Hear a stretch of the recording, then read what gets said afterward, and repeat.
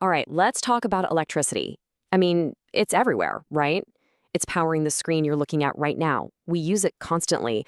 But how many of us actually know how it works? Like, really works? Well, that's what we're going to do. Let's get into the physics behind it all. Sounds like a crazy jump, right? How do you get from, rubbing a rock to the super advanced device in your hand? But believe it or not, the whole story of our modern world, it literally starts with this tiny, almost accidental discovery from way, way back. So let's trace that journey together, from that first little spark to right here, right now.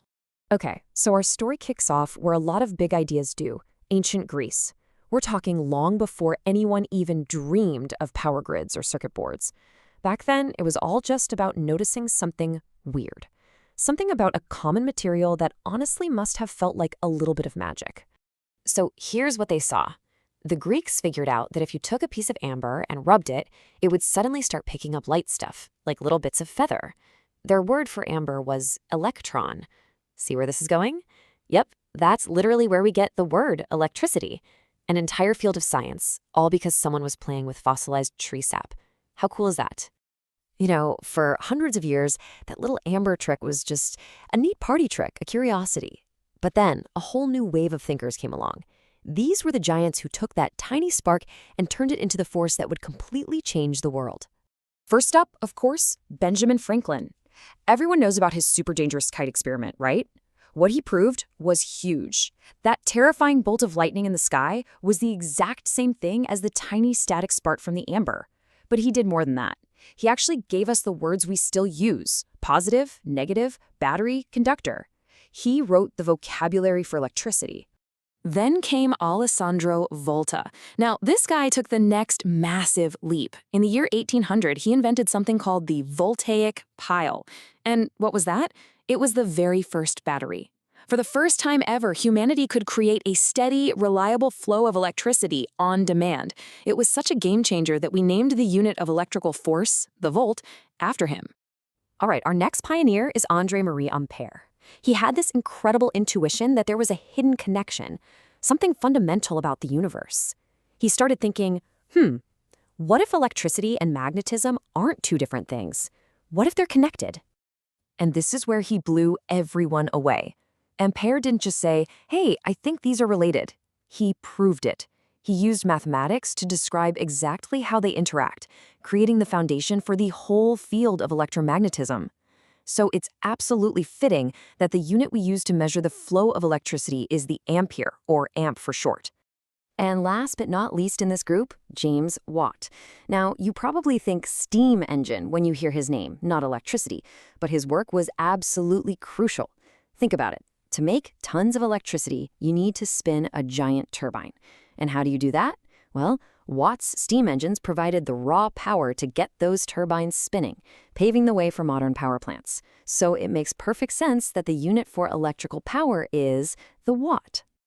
Okay, so we've met the pioneers. Now let's get into the nitty-gritty, the actual concepts they helped figure out. And to make this super easy to understand, we're going to use a really simple analogy. Just picture electricity as water flowing through a pipe. Got it? Okay, let's go. So first things first, a pipe is useless without something flowing inside it, right? In our analogy, that's the water. In electricity, that stuff is what we call electric charge. It's just a basic property of the tiny particles, electrons, and protons that make up everything. Okay, now imagine that water starts to move. Well, that's a current. It's the same with electricity. Electric current is just the name for those charged particles moving or flowing through a wire. And we measure how fast it's flowing in amps, named after our friend Ampere. But wait, what makes the water move in the first place? You need pressure, right? In electricity, that pressure is called voltage. It's the push, the force that makes the current flow. More voltage means a bigger push. And you guessed it, we measure that push in volts for Alessandro Volta. So let's nail down the difference. Think of current as the flow and voltage as the push. Imagine a really wide, slow river. It has a ton of water flowing. That's high current, but not much push. Now picture a pressure washer. It doesn't use a lot of water, but it shoots it out with incredible force. That's high push, high voltage. See the difference? Flow versus push. Okay, so these ideas, the push and the flow, They aren't just separate things. They're all tied together by this one beautiful, simple rule. It's kind of like the rule book for how every electric circuit works. And that rule is called Ohm's law. It's a simple formula. V equals I times R. So V is for voltage, our push. I is for current, our flow. But what the heck is R? Well, that's the last piece we need to put this all together. R stands for resistance. Let's go back to our water pipe. Resistance is like squeezing the pipe, making it narrower. It resists the flow of water. Some materials, like copper, are conductors. They're like big, wide-open pipes with almost no resistance. Other materials, like rubber, are insulators. They're like a pipe that's completely clogged, super high resistance. So let's see Ohm's law in action. If you increase the water pressure, the voltage, but the pipe stays the same, what happens? More water flows, right? The current goes up. Simple. But what if you keep the pressure the same and instead you pinch the pipe? You increase the resistance. Well, the flow slows way down. The current decreases. It's that simple, beautiful relationship that is the bedrock of pretty much all modern electronics. So where does power come in? Watts? Well, power is simply what you get when you multiply the push by the flow, voltage times current. So if you have a high-power appliance, it needs either a really strong push, a really big flow, or a good mix of both. It's basically the measure of how much work that electricity can get done every second. Now here's a twist. It turns out that electric current can flow in more than one way. In fact, there are two main types, and the famous battle of the currents between Thomas Edison and Nikola Tesla over which one was better, well, that battle shaped the entire electrical world we live in today. On one side, you've got direct current, or DC. This is easy. Just think of a river flowing steadily in one direction. That's DC. It's what you get from batteries and solar panels. On the other side is alternating current, or AC. This is where things get interesting. The flow actually switches directions, back and forth, super fast, like 50 or 60 times a second. And that is the type of power that comes out of the outlets in your home. Check this out. This is such a cool way to actually see alternating current.